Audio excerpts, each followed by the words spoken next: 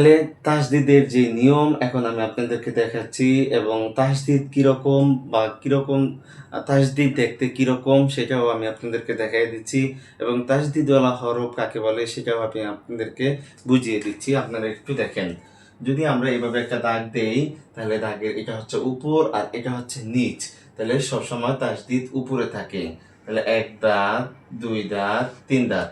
মূলত তাসদিদ এরকম এক দাঁত, দুই দাঁত, তিন দাঁত। উপরে তিন দাঁতকে তাসদিদ বলে। তাসদিদওয়ালা হরফ দুইবার পড়া যায়। তাসদিদওয়ালা হরফ কি?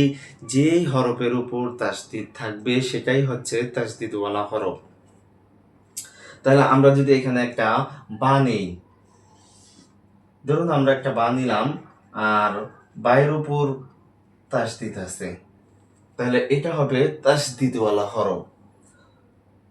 তাসদিদওয়ালা হরফ দুইবার উচ্চারণ হবে। প্রথমবার এই তাসদিদওয়ালা হরফটা তার ডানের একটা হরকত খুঁজবে। যেহেতু হরকত একা একা পড়া যায় না, সেজন্য একটা হরকতের উপরে অথবা নিচে যে কোনো একটা হরফ দেওয়া লাগবে। তাহলে আমরা এখানে একটা দিয়ে দিলাম র। তাহলে র কাকে ধরবে? বাকে ধরবে।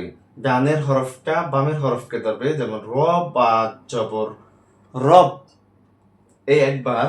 আবার বা নিজে নিজে উচ্চারিত হবে। এই তাসদিদওয়ালা হরফ নিজে উচ্চারণ আবার একলা হবে, যা বা জবর বা, রব বা।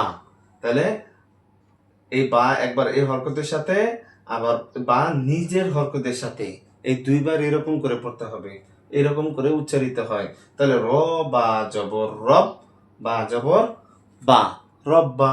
তারপর যদি আমরা আরেকটা হরফ দিয়ে দিই, যেমন এখানে আরেকটা বা দিয়ে দিলাম, বা দিয়ে দিলাম।